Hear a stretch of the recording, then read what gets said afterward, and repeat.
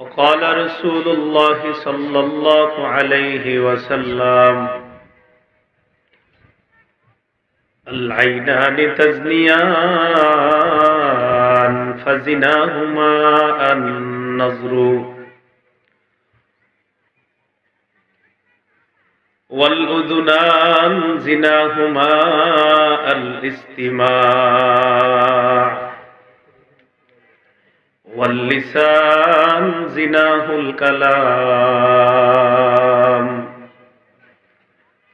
واليد زناها البطش والرجل زناها الخطا أو كما قال عليه الصلاة والسلام اللهم صل على محمد وعلى آل محمد كما صليت على إبراهيم وعلى آل إبراهيم إنك حميد مجيد اللهم بارك على محمد وعلى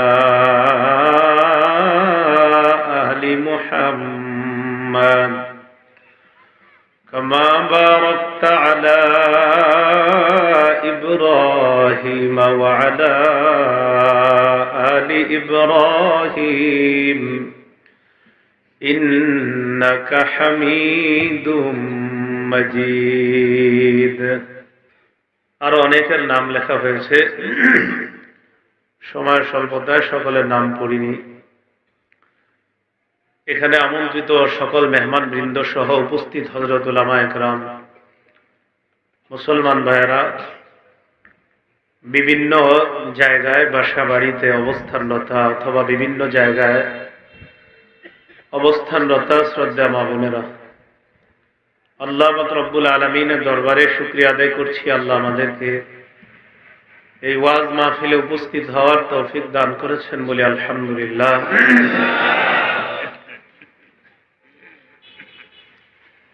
এখানে আসার পর আমাকে দুটি বিষয় সম্পর্কে আলোচনা যদি করা মুনাসিব হয় তাহলে করতে বলা হয়েছে তো দুটি বিষয় আলোচনা করা সম্ভব হবে না এর মধ্যে একটা হলো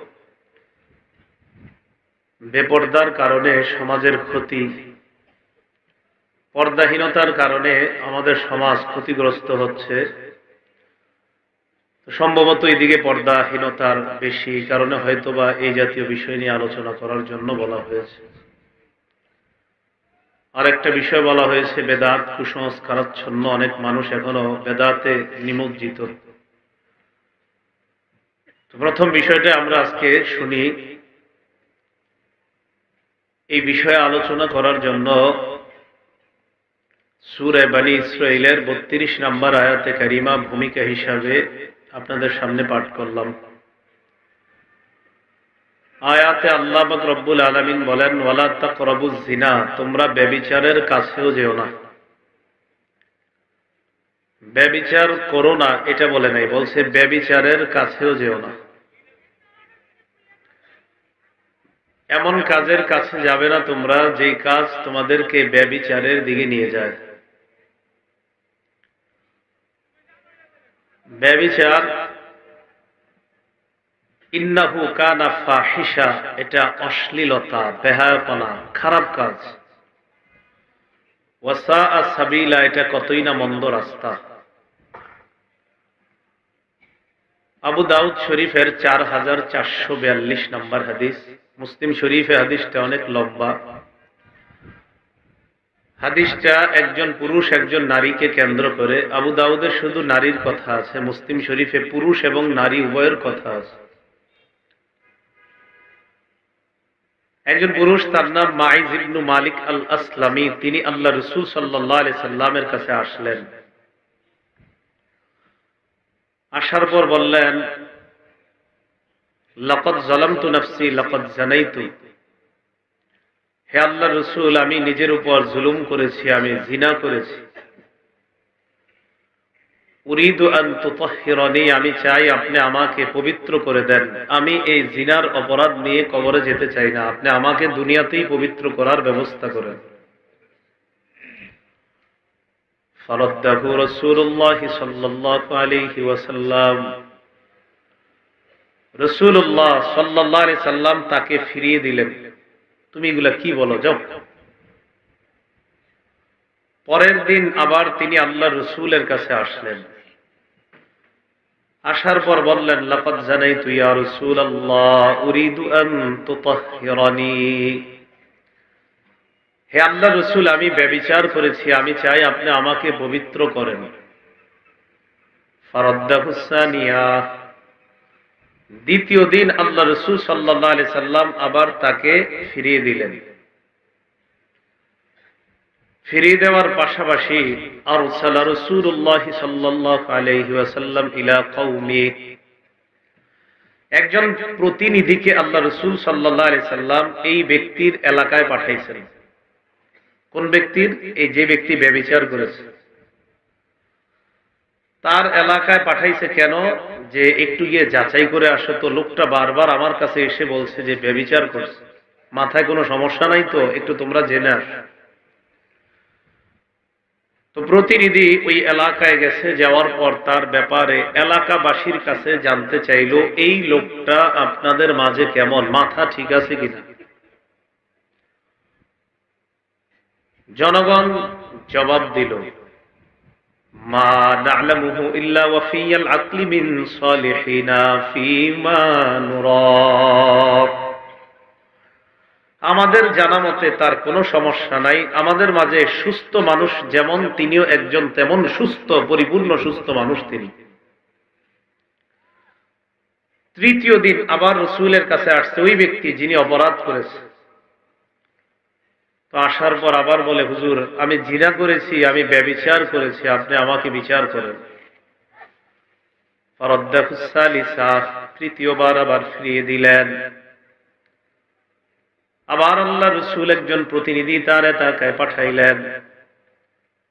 এলাকায় গিয়ে জানতে চাইলেন লোকটা কেমন। এলাকাবাসী জবাব দেয়, আন্নাহু লা বা'সা বিহি ওয়ালা বিআকলিহি, তার কোনো সমস্যা নাই, তার আকলে সমস্যা নাই, মানসিক কোনো সমস্যা নাই। ফালাম্মা কানা আর-রাবিআ, চতুর্থ দিন যখন হয়, আবার আল্লাহ রাসূলের কাছে আসলেন। আসার পর বললেন, ইয়া রাসূলুল্লাহ, আমি জিনা করেছি, আমাকে আপনি শাস্তি দিয়ে জিনার অপরাধ থেকে পবিত্র করার ব্যবস্থা করে দেন। চতুর্থ দিন আসার পর হাফারা লাহু হুফরাতান, আল্লাহ নবী একটা গর্ত করলেন।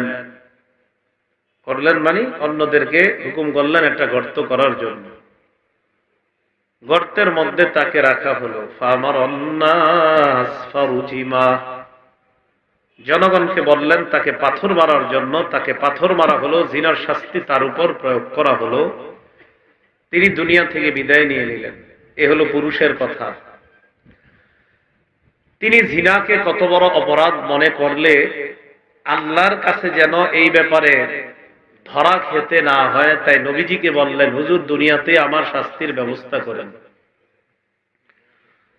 এই জন্য আল্লাহ বললেন, জিনার কাছেও যেও না, জিনা করো না, এটা তো পরের কথা, জিনার কাছেও যেও না। যেই কাজ তোমাদেরকে জিনার দিকে নিয়ে যায়, এই কাজের কাছেও যেও না। পুরুষ তার উপর শাস্তি প্রয়োগ করার পর, তিনি বিদায় নেওয়ার পর, ফাজাআতিল গামিদিয়া, এক নারী আল্লাহ রাসূল সাল্লাল্লাহু আলাইহি সাল্লামের কাছে আসলেন। নারী, আগের জন ছিল পুরুষ। এই নারী আসার পর বললেন, লাকাদ জানাইতু ফাতাহহিরনি ইয়া রাসূলুল্লাহ, নারী এসে বলে, হুজুর, আমি জিনা করেছি, আমাকে আপনি পবিত্র করুন। ইন্নাহু রাদ্দাহা, আল্লাহ রাসূল তাকে ফিরিয়ে দিলেন। ফালাম্মা কানা মিনাল গাদি আতাতহু, ফিরিয়ে দেওয়ার পর দ্বিতীয় দিন আবার আল্লাহ রাসূলের কাছে আসলেন। আসার পর ওই নারী বলে, ইয়া রাসূলুল্লাহ, লিমা তারুদ্দুনি লাআল্লাকা আন তারুদ্দানি কামা রাদাত্তা মাইজা, ইয়া রাসূলুল্লাহ, আপনি আমাকে বারবার কেন ফিরিয়ে দিচ্ছেন? হয়তো আপনি মাইসকে যেইভাবে ফিরিয়ে দিচ্ছেন এইভাবে আমাকেও আপনি ফিরিয়ে দিচ্ছেন বারবার। আজকে আমি আপনার কাছে দ্বিতীয় দিন আসলাম, হয়তো আজকে আবার আপনি আমাকে ফিরিয়ে দিবেন, আবার আসবো, আবার ফিরিয়ে দিবেন। বারবার আমাকে ফিরিয়ে দেওয়া দরকার নাই। ওয়াল্লাহি ইন্নী লাহুবলা মিনাজ জিনা। ইয়া রাসূলুল্লাহ, আল্লাহর কসম, ব্যভিচার করার কারণে আমার পেটে এখন অবৈধ সন্তান। আর কি প্রমাণ চান ব্যভিচারের? আমার পেটে সন্তান, হুজুর আর কোন প্রমাণ লাগবে? তো রাসূল সাল্লাল্লাহু আলাইহি সাল্লাম বুঝতে পারলেন যে এর আর ফিরিয়ে দেয়া লাভ নাই, আসলে অপরাধ করছে। নবীজি বললেন, ইম্মাদা হাত্তা তালিদি, এখন না, সন্তান হবে তারপর তোমার বিচার করব, যাও। হাদিসের এই অংশ থেকে আমরা বুঝলাম একটা অবৈধ সন্তানকেও আল্লাহ রাসূল হত্যা করার সমর্থন করলেন না।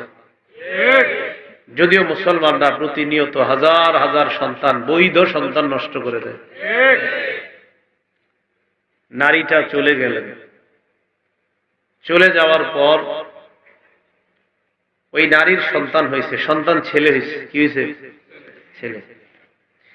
ছেলেরে রসুলের কাছে নিয়ে আসছে, আতাতহু বিল ওয়ালাদি ফি খিরকা, একটা কাপড়ে পেঁচায়া আল্লাহ রসুল সাল্লাল্লাহু আলাইহি সাল্লামের কাছে নিয়ে আসছে। আনার পর বললেন, ইয়া রাসূলুল্লাহ, হাযা ক্বাদ ওয়ালাদতুহু, এই যে দেখেন এই সন্তান আমি জন্ম দিয়েছি। নবীজি বললেন, সন্তান জন্ম দিয়েছো ভালো কথা, আরদিহি হাত্তা তাফতিমি, এখন নিয়ে যাও, দুধ পান করাইবা, দুধ পান করানোর পর দুধ ছাড়াইবা, অন্য খাদ্য খেতে পারবে, এরপর তোমার শাস্তি হবে। হাদিসের এই অংশ থেকে শিখলাম শিশুর অধিকার মায়ের দুধ পালন করা। বলেন, শিশুর অধিকার মায়ের দুধ পান করা, এটা শিশুর অধিকার। তো মায়ের দুধ পান করা এই শিশুর অধিকার প্রতিষ্ঠিত করার জন্য রাসূল সাল্লাল্লাহু আলাইহি সাল্লাম তার মায়ের শাস্তিকে বিলম্বিত করলেন। কেন? যেন শিশু তার অধিকারটা যথাযথভাবে পায়। আর আমরা আমাদের বিবিদের স্বাস্থ্য ফিটনেস ঠিক রাখার জন্য শিশুর অধিকার লেকটুজেন 1, 2, 3 প্রতিষ্ঠিত করি। রাসূলুল্লাহ সাল্লাল্লাহু আলাইহি সাল্লাম শাস্তি বিলম্ব করলেন, দুধ খাওয়াও, দুধ পান করাও, তারপর শাস্তি হবে। ছেলেরে নিয়ে গেছে, দুধ পান করাইছে। দুধ পান করানোর পর ওই মহিলা চিন্তা করে এবার গেলে নবীজি আবার কোনটা গিয়া ফিরাইয়া দেয় আল্লাহ জানে।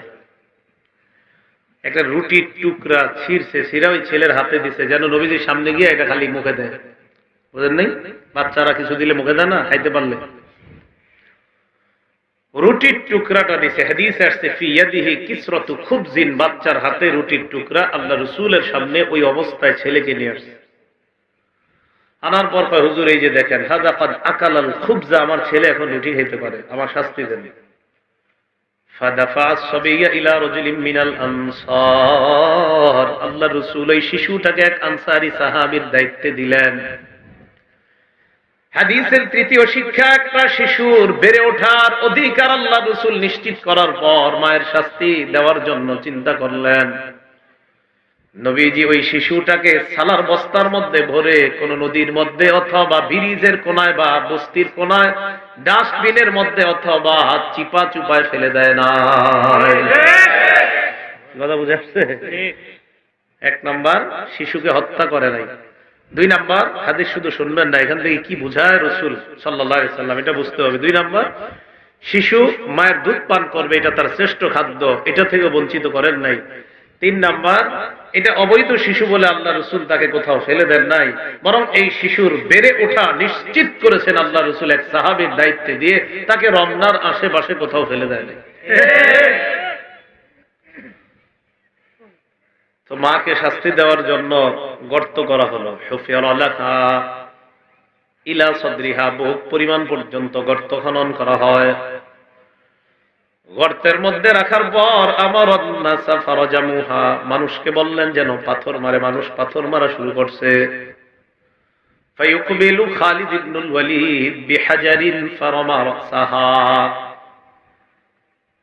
সাহাবী খালিদ ইবনুল ওয়ালিদ একটা পাথর নিয়ে আসছে, আসার পর ওই নারীর মাথা বরাবর মারছে।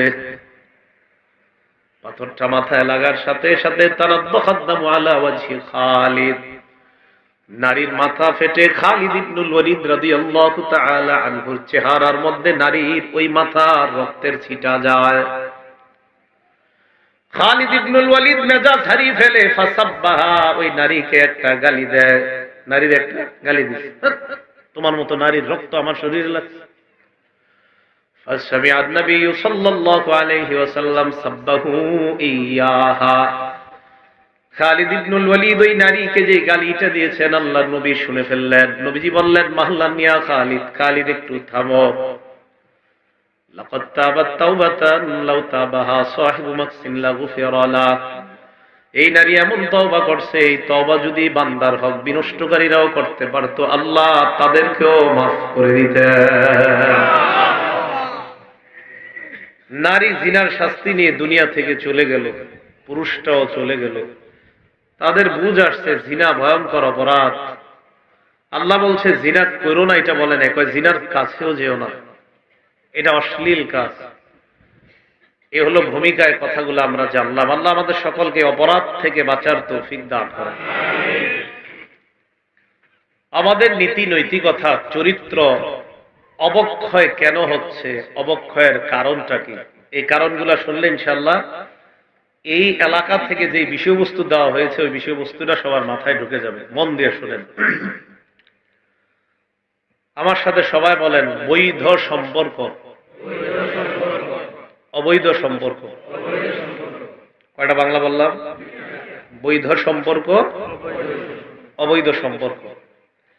যুবক যুবতী বলেন, তরুণ তরুণী বলেন, আর বিবাহিত নারী পুরুষ বলেন, সকলের নীতি নৈতিকতা চরিত্র ধ্বংস অবক্ষয়ের এক নাম্বার কারণ তারা ইসলামী শিক্ষার অভাবে অবৈধ কোন সম্পর্কে জড়িয়ে পড়ে। বলেন তো কিসের অভাব? ইসলামী শিক্ষার অভাব। ইসলাম শিক্ষা দেয় একটা নারী পুরুষের সম্পর্কের সূচনা হবে বৈধ একটা সম্পর্ক দিয়ে। ইবলিস শিক্ষা দেয় আগে 5 বছর চিনো, জানো, এখানে সেখানে ঘোরাঘুরি করো, তারপর বিয়ে করো। এটা কার শিক্ষা? ইবলিসের শিক্ষা। মন দিয়ে শোনেন খুব। সহিহ বুখারীর 5063 নম্বর হাদিস। এই হাদিসের বর্ণনাকারী আনাস ইবনু মালিক রাদিয়াল্লাহু তাআলা আনহু। উলামা হযরতরা কথাগুলো সহজে বুঝতেছেন, আলেম ছাড়া অন্য যারা আছেন আপনারা বুঝতেছেন নি?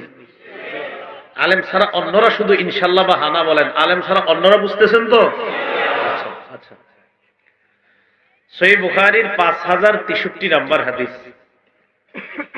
এই হাদিসের মধ্যে আসছে, যা সালাসাতু রাহতিন ইলা বুয়ুতি আজওয়াজিন নবী সাল্লাল্লাহু আলাইহি ওয়াসাল্লাম ইয়াসআলুনা আন ইবাদাতিন নবী সাল্লাল্লাহু আলাইহি ওয়াসাল্লাম। 3 ব্যক্তি আল্লাহ রাসূল সাল্লাল্লাহু আলাইহি সাল্লামের বিবিদের ঘরের সামনে আসছে নবীজির ঘরোয়া ইবাদতের ব্যাপারে জানতে। নবীজির কি ইবাদত? ঘরোয়া ইবাদত। বলেন তো স্বামীর ঘরের ইবাদত বেশি জানবে কে? বিবিগণ। তো আয়েশা জিজ্ঞাসা করতেছে বাহিরে দাঁড়ায়, নবীজি ঘরে কেমন ইবাদত করে? তাদের ধারণা নবী সারাক্ষণ নফল নামাজ পড়ে ঘরে, সারা রাত মনে হয় নামাজ পড়ে, আর সারাদিন মনে হয় আল্লাহ রাসূল সাল্লাল্লাহু আলাইহি সাল্লাম শুধু ইবাদত আর ইবাদত করে, এটা তাদের ধারণা। তো বিবিরা কেউ কেউ জবাব দিলেন, নবীজি নিজের জুতা নিজেই সেলাই করে, নিজের জামা মুবারক নিজেই সেলাই করে, বিবিদের কাজে রাসূল সাল্লাল্লাহু আলাইহি সাল্লাম সহযোগিতা করে। তো তারা যখন এগুলো শুনছে 3 জন, ফালাম্মা উখবিরু কান্নাহুম তাকাল্লুহা, তাদেরকে যখন আল্লাহ রাসূলের ইবাদতের ব্যাপারে সংবাদ দেওয়া হয়, তাদের কাছে আল্লাহ নবীর ইবাদতগুলো কম মনে হলো। কি মনে হলো? কম। فقالوا وأين نحن من النبي صلى الله عليه وسلم وقد غفر الله له ما تقدم من ذنبه وما تأخر। 3 জন বাহিরে দাঁড়িয়ে দাঁড়িয়ে কয়, কোথায় আমরা, কোথায় আল্লাহর রাসূল? নবীর সাথে আমাদের কোনো তুলনা নাই, আল্লাহর নবীর আগে পরের কোনো গুনাহ নাই, যদি থাকতো সব আল্লাহ অগ্রিম মাফ করে দিয়েছেন। নবীর আগে কোনো গুনাহ নাই, পরেও গুনাহ নাই, থাকলেও মাফ, কিন্তু নাই, আগে গুনাহ করেন নাই, পরেও করেন নাই। যদি থাকতো আল্লাহ অগ্রিম সব মাফ করে দিত। তো এই তিনজন কয় নবীর এত ইবাদত দরকার নাই, ওনার তো গুনাহই নেই। এই তিনজনের অভিব্যক্তি। فقال احدهم তাদের একজন কয় আম্মা আনা ফাউসাল্লি লাইলা আবাদা ফাইন্নী উসাল্লি লাইলা আবাদা। একজন কয় আমি সারা রাত তাহাজ্জুদ পড়ব, আমি রাতের বেলা কখনো ঘুমাবো না। একজন কয় উনি সারা রাত তাহাজ্জুদ পড়বে, ওনার কথা হলো সারা রাত জেগে থাকার নামই আল্লাহ, মানে ঘুমাবে না, এটা হলো তার অভিব্যক্তি। ওয়াকাল আখার, আরেকজন কয় আসুমুদ দাহর ওয়ালা উফতিরু, আমি সারা জীবন রোজা রাখবো, কখনো রোজা ছাড়বো না। وقال آخر, আরেকজন কয় আনা আতাজিলুন নিসা ফালা আতাজাওয়াজু আবাদা, আরেকজন কয় আমি নারীদের থেকে দূরে থাকবো, আমি কখনো বিয়ে করব না। একজন সারা রাত নামাজ পড়বে, আরেকজন সারা জীবন রোজা রাখবে, শুধু ফরজ রোজা না, নফল রোজা যত রোজা আছে সব রাখবে, আরেকজন বিয়ে করবে না। فجاء رسول الله صلى الله عليه وسلم إليهم فقال أنتم الذين قلتم كذا وكذا। আল্লাহ নবী তাদের কাছে আসলেন, আসার পর বললেন তোমরাই কি তারা যারা এমন এমন কথা বললা? কাহা আমরাই তারা। এবার আল্লাহ নবী তাদেরকে বললেন শোনো তোমরা, মা ওয়াল্লাহি ইন্নী লা আখশাকুম লিল্লাহ ওয়া আতকাকুম লাহ, এই পৃথিবীতে যত মানুষ আছে সবার মাঝে আমি নবী আল্লাহকে সবচাইতে বেশি ভয় পাই, আমি আল্লাহকে সবচাইতে বেশি ভয় পাই। উসাল্লি ওয়া আনামু, আমি রাতের বেলা নামাজ পড়ি আবার রাতের বেলা ঘুমাই। ওয়া আরকুদু, আমি রাতের বেলা শুই জাগ্রত হই আবার ঘুমাই। রাসূল কয় শোনো, আমি রাতে নামাজও পড়ি রাতে ঘুমাই, আমি আল্লাহরে সবচেয়ে বেশি ভয় করি। এবার আল্লাহ নবী আরেকজনকে কয় আমি আল্লাহকে সবচেয়ে বেশি ভয় পাই। আসুমু ওয়া উফতিরু, আমি রোজা রাখি, মাঝে মাঝে আবার রোজা ছেড়ে দেই, মাঝে মাঝে রোজা ছেড়ে দেই, সোমবার রাখি, বৃহস্পতিবার রাখি, মাঝে মাঝে আবার রাখি না। আল্লাহ রাসূল আরেকজনকে কয় আমি আল্লাহকে সবচেয়ে বেশি ভয় পাই, আমি বিয়ে করি, আতাজাওয়াজুন নিসা, আমি বিয়ে করি আবার বিবিদের হক আদায় করি। নবীজি বলেন ফামান রাগিবা আন সুন্নতি ফালাইসা মিন্নি, আমার সুন্নত থেকে যে অবজ্ঞা করে, আমার সুন্নত থেকে যে অনীহা প্রদর্শন করে, ওই ব্যক্তি আমার অন্তর্ভুক্ত নয়, নাউযুবিল্লাহ। তাহলে বলেন তো নবীজি বিয়ে করে কিনা? তাহলে নবীর বিবি যারা হয়েছেন, নবীজির বিবি যারা হয়েছেন, আমাদের আম্মাজান যারা হয়েছেন, নবীর বিবি যারা হয়েছেন কোন বিধানটা পালন করে? বিয়ে। বলেন সবাই, কোন বিধান পালন করে? কেন? উনি পৃথিবীর শ্রেষ্ঠ মানুষ, ওনার বিয়ে দরকার ছিল কি? তাহলে বোঝা গেল বৈধ সম্পর্কের সূচনা হবে কি দিয়ে? বলেন, বৈধ সম্পর্কের সূচনা নারী পুরুষ অথবা পৃথিবীর শ্রেষ্ঠ মানুষটাও একজন নারীর সাথে বৈধ সম্পর্কের সূচনা হবে কি দিয়ে? সহিহ বুখারীর বর্ণনা 5078 নম্বর হাদিস। এই হাদিসের বর্ণনাকারী আম্মাজান আয়েশা সিদ্দিকা রাদিয়াল্লাহু তাআলা আনহা। নবীজি একদিন আম্মাজান আয়েশারে কয়, আয়েশা ইন্নী উরিতুকি ফিল মানাম মাররাতাইন, আয়েশা আমি স্বপ্নে তোমাকে বিয়ে করার আগে দুবার দেখছি। স্বপ্নে আমি দেখলাম ফাইদা রাজুলুন ইয়াহমিলুকি ফি সারাকাতি হারির, আমি দেখলাম তোমাকে রেশমের কাপড়ের মধ্যে পেঁচাকে যেন আমার সামনে দিয়ে নিয়ে যায়। নিয়ে যাওয়ার সময় আমাকে ডাক দিয়ে বললেন হাদিহি ইমরাতুকা, এই রেশমের কাপড়ের মধ্যে যে আছে তিনি আপনার বিবি। ফাকশিফুহা, আমি রেশমের কাপড়টা সরাইলাম, সরাইয়া দেখলাম ফাইদা হিয়া আনতি, আয়েশা রেশমের কাপড়ের মধ্যে তোমাকে দেখা যায়। আম্মা জান আয়েশা সিদ্দিকা রাদিয়াল্লাহু তাআলা আনহা সাহাবাদের মধ্যে বিখ্যাত 7 জন মুফতিয়ার মধ্যে 6 জন পুরুষ, একজন হলেন নারী, একজন আম্মা জান আয়েশা সিদ্দিকা। বলেন আম্মা জান আয়েশা সিদ্দিকা নবীর বিবি হওয়ার সৌভাগ্য অর্জন করেছেন কোন বিধান পালন করে? তাহলে আম্মা জান আয়েশা সিদ্দিকা নবীর এই সুন্দর জীবনের সূচনা হয়েছে কি দিয়ে? তাহলে বিয়ে দিয়ে সম্পর্কের সূচনা হবে। আগে 2 বছর এটা করতে আসলো। সহিহ বুখারীর 5069 নম্বর হাদিস। এই হাদিসের বর্ণনাকারী সাঈদ ইবনে জুবায়ের। আমরা মেশকাত দাওরা যখন পড়ি, মানে মাওলানা, ওই বছর বাড়ি থেকে আসলে ওস্তাদরা বলতেন এইভাবে, কিরে বিয়ে করছিস নি, মানে মাওলানা হয়ে যান। সাঈদ ইবনে জুবায়ের আব্দুল্লাহ ইবনে আব্বাস রাদিয়াল্লাহু তাআলা আনহুমার ছাত্র। এই আব্দুল্লাহ ইবনে আব্বাস সাঈদ ইবনে জুবায়েরকে বলতেছে, সহিহ বুখারীর 5069 নম্বর হাদিস। আব্দুল্লাহ ইবনে আব্বাস সাঈদ ইবনে জুবায়েরকে বলে, হাল তাজাওয়াজতা, এই মিয়া বিয়ে করছো? সুবহানাল্লাহ। ছাত্রকে জিজ্ঞাসা করলেন, তো কয় না হুজুর বিয়ে করি নাই। আব্দুল্লাহ ইবনে আব্বাস কয় তাজাওয়াজ, বিয়ে করো তাড়াতাড়ি। ফাইন্না খায়রা হাযিহিল উম্মাহ আকসারুহা নিসা, এই উম্মতের সর্বশ্রেষ্ঠ মানুষটার অনেক বিবি ছিল, তো আর তুমি এখনো বিয়ে করো নাই, তুমি একটাও করলা না এখনো, তুমি বিয়ে করো।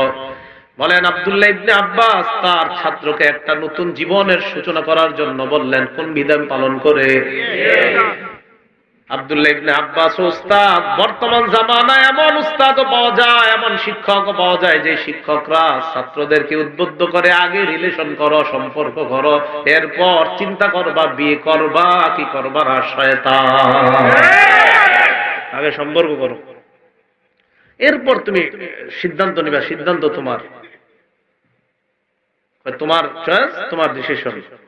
তো তুমি সিদ্ধান্ত নিবা, আগে দেখবা শুনবা। এই জন্য দেখা শুইনা বিয়ে করার পর 1 বছর 2 বছরও টিকে না। আর আমগো দাদা দাদিরা দেখেন এখনো তাদের মাঝে যে মহব্বত, এই মহব্বত বর্তমান 20 বছর 30 বছর যুবক যুবতীর মাঝে পাবেন না। 90 বছরের একজন বৃদ্ধ আর 80 বছরের বৃদ্ধা, আচ্ছা তাদের মাঝে কি শুরুর দিকের চাহিদা থাকে কোনো? এরপরেই বুড়া বুড়ির ছাড়া থাকে না কেন বলেন? আল্লাহ কোরআনে বলছে ওয়াজআলা বাইনাকুম মাওয়াদ্দাতাও ওয়া রাহমা। এর রহমা কেন বলছে? মাওয়াদ্দাতা এটা শুরুর যুগের ভালোবাসা, রহমা মানে দয়া, যেন বুড়া বুড়ি হওয়ার পরেও তারা কেউ কাউকে ছেড়ে না যায়। এই জন্য দেখবেন দাদি যদি বেড়াইতে যায় 1-2 দিন থাকার পর দাদা কয়, কিরে তো দাদি কই? তো যদি আপনি আনতে দেরি করেন 1 দিন 2 দিন, তৃতীয় দিন আবার দেরি, চতুর্থ দিন ওই বুড়া কি করবে? লাঠিটা নিয়ে রওনা করবে ওই দাদিরে আনার জন্য। এখন বলেন তাদের মাঝের এই মোহাব্বত, নিঃসন্দেহে এটা পবিত্র সম্পর্কের ফসল। তাহলে বলেন তো ইসলাম কি শিক্ষা দেয়? বৈধ সম্পর্ক না অবৈধ? অবৈধ। ইবলিস কি শিক্ষা দেয়? আগে অবৈধ সম্পর্ক। আল্লাহ আমাদেরকে হেফাজত করেন। সহিহ বুখারীর বর্ণনা 5066 নাম্বার হাদিস। এই হাদিসটা বলার আগে জানতে হবে বিয়ে করেন নাই কারা কারা, দেখি। মঞ্চ আছে হুজুরা তোলেন, সমস্যা কি? আরেকটা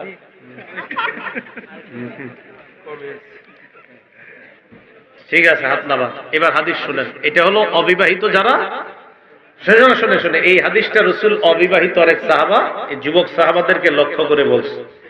ইমাম নববী রাহমাতুল্লাহ আলাইহি লেখছেন যে 30 বছরের কম যাদের বয়স ছিল, আল্লাহ রাসূল সাল্লাল্লাহু আলাইহি সাল্লাম মূলত তাদেরকে যুবক বলে ডাক দিয়েছেন। সুবহানাল্লাহ। কয় বছরের কম? 30 এর কম। এই হাদিসের বর্ণনাকারী আব্দুল্লাহ ইবনে মাসউদ রাদিয়াল্লাহু তাআলা তিনি বলেন, কুন্না শাবাবান মা নবী সাল্লাল্লাহু আলাইহি ওয়াসাল্লাম, আমরা একদল যুবক আল্লাহর রাসূলের সাথে ছিলাম। ফাকালা লানা রাসূলুল্লাহ সাল্লাল্লাহু আলাইহি ওয়াসাল্লাম, নবীজি আমাদেরকে বললেন, ইয়া মাশারাশ শাবাব মান ইসতাতাআল বাআ ওয়া ফি রিওয়ায়া মিনকুমুল বাআ, তোমাদের মধ্যে যারা বিয়ের সামর্থ্য রাখে, ফাল্যাতাজাওয়াজ, সে যেন বিয়ে করে। কি রাখে? বিয়ের। এই যেগুলো হাত তুলছেন, অনেকের বেতন আছে 25,000, এখনো বিয়ে করেন নাই কেন? হ্যাঁ, 30,000 বেতন আছে, 20,000 বেতন, পরিবার যায় না মানে? পরিবারে বুঝান, আপনার যে গুনাহ হইতেছে এটা পরিবার জানেনি। মান ইসতাতাআল বাআ ফাল্যাতাজাওয়াজ, যারা সামর্থ্য রাখে সে যেন বিয়ে করে।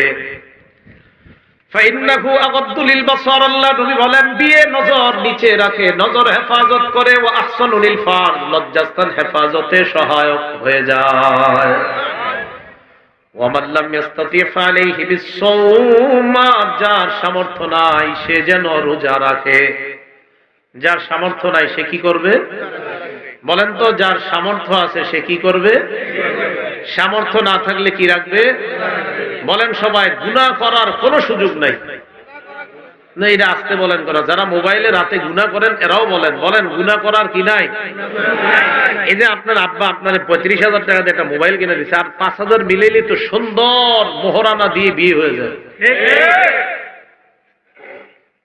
তাহলে বলেন তো যুবকদেরকে রাসূল কি বলছে? সামর্থ্য থাকলে কি করো? সামর্থ্য না থাকলে রোজা রাখো। এরা বিয়ের আগে বাইক কিনে, বিয়ের আগে মোটরসাইকেল কিনে পরে হাসপাতালে যায়, পরে আর বিয়ে হয় না, কারণ এক পাত ভেঙে যায়, পরে মেয়ে বিয়ে বসতে চায় না। আল্লাহ হেফাজত করেন। যারা মোটরসাইকেল চালায় তাদেরকে অ্যাক্সিডেন্ট থেকে আল্লাহ হেফাজত করেন, সকল প্রকার অ্যাক্সিডেন্ট থেকে আল্লাহ আমাদেরকে হেফাজত করেন। তিরমিজি শরীফের 1080 নম্বর হাদিস, قال رسول الله صلى الله عليه وسلم أربع من سنن المرسلين, আল্লাহ রাসূল বলেন সমস্ত রাসূলদের সুন্নাত চারটা। বলেন সব রাসূলদের সুন্নাত কয়টা? এক নাম্বার আল হায়া, লজ্জা। দুই নাম্বার তাআত্তুর, সুগন্ধি ব্যবহার করা। তিন নাম্বার সিওয়াক, মেসওয়াক করা। চার নাম্বার নিকাহ, বিয়ে করা। এক নাম্বার লজ্জা, দুই নাম্বার সুগন্ধি ব্যবহার করা, তিন নাম্বার মেসওয়াক করা, চার নাম্বার বিয়ে করা। বলেন তো সবাই, সমস্ত রাসূল কোন নারীর সাথে সুন্দর একটা সম্পর্কের সূচনা করেছেন কোন বিধান পালন করার মাধ্যমে? তাহলে সম্পর্কের সূচনা বিয়ে না আগে 2 বছর দেখাশোনা? আল্লাহ আমাদেরকে বোঝার তৌফিক দান করেন। আমাদের নীতি নৈতিকতা চরিত্র ধ্বংসের এক নাম্বার কারণ ইসলামী শিক্ষা বলে বিয়ের মাধ্যমে সম্পর্কের সূচনা, আর অনইসলামিক শিক্ষা বা শয়তান বলে আগে 4-5 বছর চেনা জানা করো। আর শয়তানের কথা মানতে গিয়ে আমরা পদে পদে বিপদে পড়ি। হুজুরদের কাছে গিয়ে পরে কয়, হুজুর বিয়ে করার 10 বছর হয়ে গেছে, এখনো ঘরের মধ্যে শান্তি নাই, অথচ দেখলে মনে হয় এর মতো সুখী মানুষ আর কেউ নাই বাংলাদেশ। এই বেচারা যে এত বিপদে আছে, এটা তার কথা শুনলে আপনি বুঝবেন। আল্লাহ হেফাজত করেন। এইগুলো এক নাম্বার কারণ।